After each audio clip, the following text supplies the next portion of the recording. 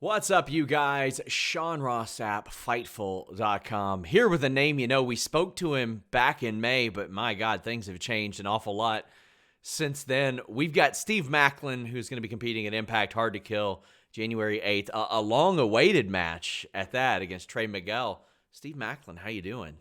I'm doing great. Yes, very long-awaited singles match. I'm excited. It's a follow-up of a feud that has gone on effectively since July. And your life has categorically changed since the last time we spoke. And this feud is a big reason why. So how are you feeling professionally right now as compared to that period in which we spoke? Well, we were talking before this went on the air here. Just what a difference 6 months makes. And I'm looking forward to the new year of 2022. I know with COVID and everything around the world and how everybody's affected, but God, it's been awesome. Me personally, I'm in the best mindset I've been in the world of professional wrestling and just the world of professional wrestling with AEW, WWE, Impact, ROH, kind of taking a hiatus, but we don't know what's going on there. MLW, New Japan Strong. There's so many different outlets now for everybody to work and everybody's talking. And I do not envy being a wrestling fan. Do not whatsoever. I don't know how people can watch certain things. I know everybody kind of picks in what they want to choose, but I do not envy that at all because I could today's day and age, I couldn't be a wrestling fan. It's just insane the amount of wrestling that is out there. Well, I know one thing. You're there tuning into NXT 2.0 every single week, watching with No. bated breath, excited. Listen, I'm very happy for what's going on there, for what the vision is there. I know we've had this conversation. I have this conversation with a lot of people, even that were in NXT during 2014 when I got there. And it's the conversation that we kind of have. It's like, that's what it was envisioned is supposed to be. Yes. Of all these athletes. And it's a product that gets pushed to the main roster, gets you ready. And then it just changed to where it was its own vision. And there was that influx of indie talent and it was just got so hot and it was a bubble that needed to burst and it worked. Then obviously after a while it didn't work. And it's just something that's different and it's something you want to tune into. Go ahead. If you're not a fan of it, you can flip the channel to the other show, which is on Wednesday nights or Tuesday nights. I'm sorry. I look at New Japan Strong, and when I see that, I'm like, that seems more like the vision that was put forth of an NXT. You have a lot of the young guys there. Then you have occasionally like these really, really established foreign stars come in and all that. But it's changed, and you witnessed a lot of that change, and now it's like just completely off the wall, different than what anybody had ever thought it would be. Yeah. And you're seeing it's just going to a different demographic and they're trying to find their way of entertainment in a business. And that's what WWE is an entertainment company. I think people need to realize that they're not pro wrestling first, they're entertainment first. Pro wrestling comes after. And if that's what you're entertained by and you want to watch, go ahead, watch it. That's what you want to watch. But what people should be watching is Impact Wrestling. Specifically Hard to Kill, January 8th. Yes, a January huge 8th. match. So, man, I've got so much Impact stuff to talk to you about because I haven't talked to you on camera since you've been there, and there's been an awful lot packed into there. I mean, we're talking about you going from a place where you were off TV for months and months and months to Impact, where, as best I know, you have not been pinned in Impact Wrestling. And to me, or submitted. And to me, that's very specific, especially the finish of, I believe it was the Trey Miguel Laredo Kid match where he didn't get his shoulders up. You got yours up on that double pin. I mean, it's very clear this company has a lot of confidence in you. How does that make you feel considering the roller coaster you had been on? It's a great feeling just because Impact has embraced me and I've embraced Impact and the creative freedom I do have, and also still working along the guidelines with creatives, which is communication. And communication always is the number one thing in professional wrestling or in any business, I feel, no matter what it is, especially you in sports media. Like, communication is key. And you want to stay up on things. So it's in the know, what's going on, what is my character doing, and what is the story in the end that we want to go to. And this is one of those things where I'm just having a lot of fun with it. And it's been so great with D'Lo, Matt Stryker on commentary, just kind of getting there. Like, they always ask me questions of like, oh, how can I say this? I'm like, just say what you want to say. However you feel off of me, we can, like, hey, I like this. This sounds good. And it's It's pretty much the same way back and forth. Like if creative said, hey, we like this and this, but we didn't like this. Okay, cool. So when commentary says a certain thing, I like that. Like, ooh, okay, cool. And I'll kind of follow on Twitter, and to all the Twitter people out there, I read everything. Just because, why not? We're a business. Everybody is their own business, and you're a product, and you're trying to put something out there. I want to know what works and what doesn't work. And that's, for me right now, is a lot of fun where I get to just toy with things. And I have a lot of leverage, I feel, or at least I have a strength on my end. You're having all this talent that's coming out of NXT and WWE now that's going elsewhere. Everybody knows what they can do. Nobody knows what I can do. And that's, to me, the biggest strength I have is the unknown. And it's the fun part, because now I can go do whatever the hell I want to do. That's one of the most fascinating things about you, is that you were in NXT for so long, but they didn't exactly have you doing media nonstop. So we didn't hear from you during that period. We didn't hear from the guy behind Steve Cutler. We didn't hear from that. Now we're seeing it unfold. We're seeing a lot of your vision unfold as well. I remember seeing your vignette when you were a free agent, and I was like, man, this is rad. And then they picked it up for Impact. How did that process come about? Did you create that with Impact in mind, or did they say, we like this, let's use it? No. So when I left obviously when I got let go, I was like, all right, cool. Let's hit the ground running. I have this idea and I wanted to get it out there. And I had my vignettes. I had it written out of what I wanted to do. One of my good friends in the VA used to work with NASCAR and did a lot of production with them. So he's like, hey, just let me come shoot it. We'll fly down the weekend. We can make a weekend out of it. And Tanner has been nothing but a help to me, because it's just helped me envision it. And he kind of gets what I want to do. And of course, Deanna helped me as well, like kind of narrowing down my verbiage, because she knows I love to just talk, which surprisingly nobody knows that, but I love just talking. I love just talking the business. Sure. And when it came about doing the vignettes, it was an investment on my end out of pocket. It was such a fun time, because it's allowing people to see something I had in me that I wanted to give people and show people, and they couldn't. I was just never allowed that opportunity.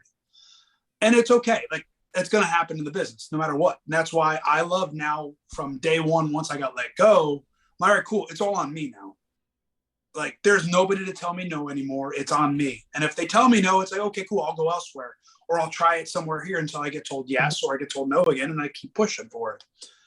And it's just, God, it was awesome. It was a lot of fun to get it together. And then once I went to Impact, and they told me they wanted to bring me in when I got signed, they said, hey, we're going to come in and kind of shoot similar vignettes.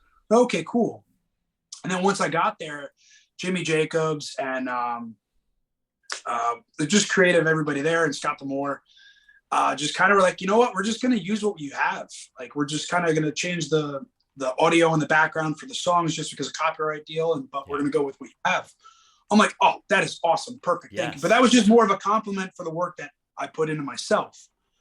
And that's the one thing. So cool. I think that's got to be like the most reassuring thing, that a vision that you and somebody you knew had was good enough for this company that just signed you. Like, that's got to feel great. And it was one of those things, like, from being a little kid playing with his wrestling figures and setting up a TV with No Mercy or WrestleMania 2000 to do entrance videos, and have a vision from there to now being me and putting a vision that I have for myself out there. And it was a lot of fun. And it was just really cool. And it was really, like, it was one of those things where, all right, cool, let's fucking go. Like, sorry to be very blunt with it, but all right, cool. It's one of those things where, all right, cool, well, here we go. We're going to get the wheels working. And then, of course, like, it was weird to debut without any audience. It was very, very weird. And here I am trying to toy a new character. Do I be serious? Do I be this? Like, how do I want to come out and be seen? And like, the first match I had was, I had a few get over matches with squashes. And it was like, all right, first one I didn't really say much. Second one I talked a little bit. And then the third one I was, all right, we're getting in the groove. And it was just getting that confidence back and having that fun again. And then once we got fans, the fans are the lifeblood of professional wrestling. And if people don't realize that through the COVID era, it really is a difference. So I know you had done some stuff with Beyond and Monster Factory. Yep. In the meantime, were you, like, testing out anything there, being like, is any of this going to work in front of people? So Beyond, I actually wrestled the night that my first vignette aired on Impact. So it kind of worked where they had their IWTV independent. However, the streaming service went. I think it's IWTV that Beyond does it on. But it was really cool to kind of first have a moment of Twitter engagement, like for my name. Yeah. To where here I am working 2 matches at Beyond back to back, and then I'm having a vignette air for Impact. So it was kind of cool how it all worked out, and it just magically fell into place. And for me, that was the first time working in front of a live crowd since NXT days before we got called up. And when I went out, I'm all right, I don't know how I'm going to do this entrance. Like, how am I going to feel? And as soon as I saw people, like, I was like teary-eyed behind my eyes, but because I just instantly saw people, I'm like, I just fired up. Yeah. Like, it was just a cool feeling. And that's just, what's the best thing? Like I said, it's the lifeblood of pro wrestling. It's the fans and how you feed off of them and what works, what doesn't work, and who's going to like you or what. And it's just, that's my favorite part of wrestling. So how far in did you speak with Impact about coming in? Obviously, you had a pretty good in there with Deonna Purrazzo, but yeah. From what I understand, you had been around at tapings even before, right? Like, I'm sure that like you had met plenty of people, you had established connections yourself. How far after your release did they speak with you about coming in? It was literally the day as my contract was ending with WWE. I got the call that I was getting signed with Impact, and my conversations with them were through D-Lo, with Tommy Dreamer. But like with Tommy Dreamer, it was funny because I talked about it on his podcast. And when I went there originally, it was for one of Deanna's matches that she had. I want to say it was Bound for Glory last year. Yeah. And I went for the match just to hang out, and I was not doing anything on TV in WWE. So I'm like, I need to get away from Florida. Let me come with you. And she brought me with her, and I just kind of sat and talked. And Dreamer and I talked football.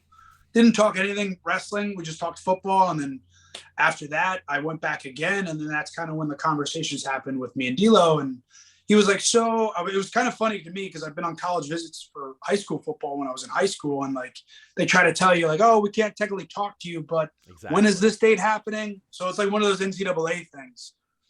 And it was just kind of fun to do how it all worked out. And I'm very grateful where I'm at and how it all happened. Impact is such an amazing place. I don't know. I know people have talked about it, how creatively freedom that you have there is just, it's a lot of fun. And anything you throw at them ideas wise, if they throw it back at you in a different way, it's just very good communication. And that's the number one thing is communication. So had they established early on you'd be a part of the X division, and how did you feel about that? Because quite honestly, most people when they think of your work don't exactly scream out, oh, he'll be in the X division. But no. The proof is in the pudding. The results have been great. I've compared it. I've said it's like if Rhino in his prime was put in the X division. Like it's that aggression and that just 110 miles an hour with a purpose type of thing that I really like. Did you know like early on you'd be in the X division? No. So originally when I was getting signed was before Slammiversary, and I was told, hey, we want to bring you as a tag team. Like, okay, well, I have a partner who just got let go as well. Yeah. And that's kind of how it worked out with Wesley Blake. Weston Blake now. But it was kind of working that way. They said, okay, cool. And then maybe about a week later, they said, hey, we want to bring you in before Slammiversary, get the vignettes going. We're going to bring in singles. I'm like, okay, cool. Then Blake and I sat down, we had a conversation. We're obviously at a crossroads in our careers, but I was like, I need to do the singles thing. I've never done it on my own. Mm-hmm. I've tried. It never worked with NXT at that time. Just because of the influx, that's why we became a tag team, but the influx of talent there, that's just how it worked. You just find a way to get on TV. So now here I am riding a roller coaster. And since it started, I'm having so much fun, especially the X division, just because it's such a clash of styles. And I know I've said it before too. It's like a Samoa Joe, AJ Styles. You have Christopher Daniels, the Sabins. You have all the names that have been throughout X Division, and like that's what the X Division is in Impact Wrestling. It is just a clash of styles, and I think that's the one thing that I bring to the X Division is that middle marker of like I can do this and I can do that, but you have to match me in the middle because I'm going to kick the shit out of you. So you had been wrestling a long time, and I even went back and looked at this. before you left WWE, you had no one-on-one matches in 2021 or 2020. You had one in 2019, two in 2018, and then in 2017, you had done all kinds of work. So, I mean, a guy that's wrestled as long as you have, I'm sure everything's pretty well second nature, but you had like 3 singles matches over the course of about 4 years. What type of adjustment was that for you? Because you had become a bit of a tag team specialist in WWE. It's once you start taking some type of offense on you and you're in the defense, you're not looking at the corner anymore for your tag partner. And that's where the psychology comes into play in pro wrestling. Like something happens to you, you're looking for your partner. Like that's why your partner's there. That's why the tag team partner is there. You're there to help each other, whether it's babyface or heel. And it's been fun for me. It's let me up my cardio.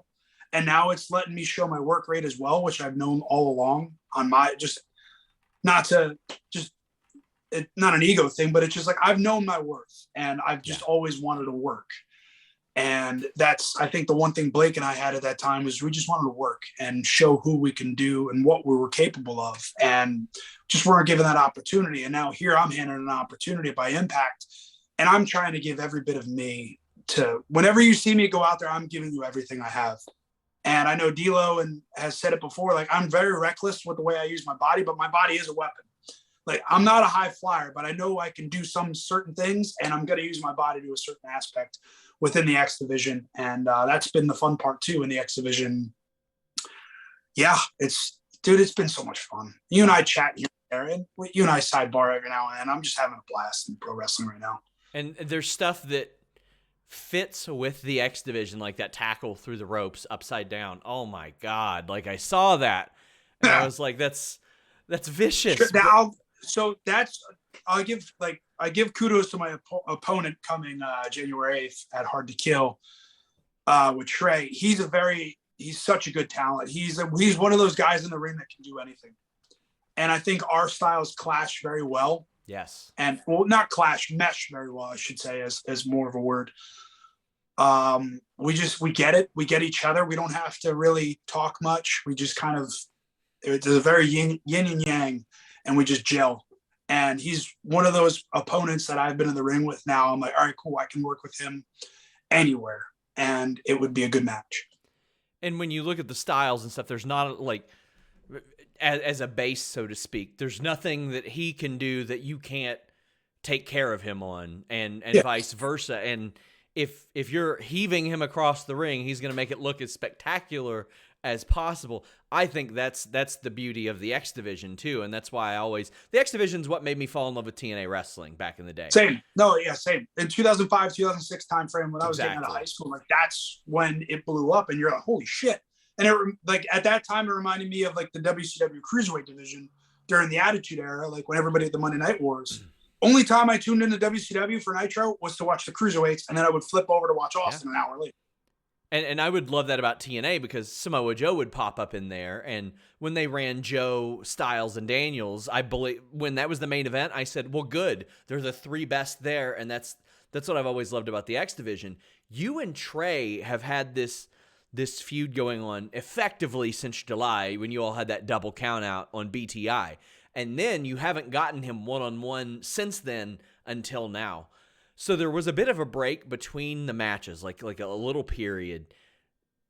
It seems like, from the outside looking in, me as a viewer, double count out back in July, you all had to know that this was eventually building to this moment. Was that always a plan, or was it like a happy accident? We went into that match wanting the office to know this is a match you need to do somewhere down the road. I knew my talents, he knew his talents, and it was one of those things where once we got done, we were like, holy shit, this was awesome. And it was simple. That's the fun, like it was simple and it was so easy to put together, and we had other ideas and we took them away and we made it we just dumbed it down a little bit. And they said, well, we got to keep you strong. We got to keep him strong. And we don't know where everything's kind of going yet. So how do we make this work? We're like, all right, well, and Davari was a big part at that time when he was a producer there. So he came up with the idea of doing the double count out the way we did because we had a different idea. I forgot what we had, but his idea was better. Pretty much is what it just worked better. Like, oh, okay, cool. That actually makes sense. Thank you. And that's where a producer comes in hand. And like people think producers squash a match or make it this because of the off. No, it's just they're there to help. You go to your producer for help and for camera shots. And it was one of those things where it just worked. And Trey and I got done. I'm like, this is simple pro wrestling. And I think that's the one thing missing a lot of times now. And I think a lot of people are starting to see that, though, is pro wrestling is coming back. It's not the entertainment aspect. It's dumbing it down. You're not killing each other every night, and you're building to something bigger. It's that story you tell. This specific match reminded me, I'll never forget it. It was like, I want to say, gosh, it was ahead of WrestleMania 96. I think it was March. Savio Vega and Steve Austin. They went in cold, and they beat the living shit out of each other in a double countout. And then the double countout didn't stop them. They still wanted to fight after that. And I was like, I want him to still fight after that too. Like, I want him to keep fighting. And you guys have, but there have been other dance partners. I don't want to say in the way because it's added to the match a lot, but it's very clear that you two specifically want to beat the shit out of each other despite Phantasmo or Laredo Kid being present. And there's things that keep getting in the way of you all specifically going at it. And now that those other elements are removed, as fun as they may be, this has been a great build, I think. Like, at what point did you know they're going to go to this? They have to. They have no other choice. That's, again, communication and knowing, and I'm not giving away all the secrets, but Sure. like kind of know at a time where we're kind of going. And I asked like where we're going so that when we do these matches in the build up or how I am with someone else in a ring, whether they're Laredo Kid, I'm like, all right, cool. How can I think down the line of where the story's going? And that's the one thing I've been wanting to sink my teeth into for so long. And I finally have that opportunity now. And it's, again, so much fun for me. But like at the same time, I hate that we're not a weekly TV basis. We're so many weeks out. So here I am sitting. I'm all right, what's happening this week? I have to hit up like creative. I'm like, all right, what's airing this week? Just to make sure so I can tweet this or like kind of not play along, but like technically play along, but just kind of go along with the storyline. And that's the one thing I base off everything is telling that good story for the fans to sink their teeth into. And whether we steal the show at Hard to Kill, but because the card is from top to bottom insane. And it's all right, shit. Now it's just making everybody up their game even more. And it's like, all right, here we go. Now it's like, all right, now where are we on the card? Where are we going to be? How much time do we have? All right, what is the story we're going to try to tell? Whether this is the finish or we're going somewhere else. And that's the fun part. We've got a couple of reader questions. I want to change pace before we got to wrap up. Yeah, no worries. I've got one from a Danny Cage that says, what was more difficult for you, your military training or getting Danny Cage his watch back that he left in Orlando because he was tremendously hungover and about to miss his flight? I think I just ribbed him keeping his watch the whole time, so obviously military training. And then we have one from a Deanna P that says, why are you deaf? Why am I deaf? Because I went to war. That's her reason. Gosh. Anytime we have some time in the house and I'm kind of hard of hearing. I am very hard of hearing and I am going deaf slowly, but tinnitus is pretty good on my end. She's just like, oh, I'm deaf because I went to war. That's your excuse. I'm like, yeah, appreciate it. Oh my God. That's like when people will go, what happened to the man bun, Sean? I'm like, I'm sorry. I donated it to cancer. Like, yeah. I had what was it? During my early NXT days when Bill DeMott was still there, I pitched a name for Mike Dalton. And at that time, Tyler Breeze was that name. Yeah. And he goes, oh, you don't know the product? I'm like, sorry, I was in Afghanistan. And he instantly was just like, oh. Amazing. So it was one of those moments where I instantly gave it back to him and he kind of knew that from there on out. So it was one of those good stories from back then. So as we mentioned Deanna's name, she told me you were on the scene of the farm fight. Yes. Please share with me that experience. It was cool because like Mickey's house was great. I got to meet Nick there and her son as well, and then see the house and the horses on the ranch. And it was cool to just kind of watch how Jimmy's vision, like it was funny to watch Jimmy because he's very much like a hunter kind of guy. Yes. Like very similar. And watching him envision and he's over here doing this and showing this, and they're coming up with their own ideas of how they do it. I'm sitting there, this is awesome.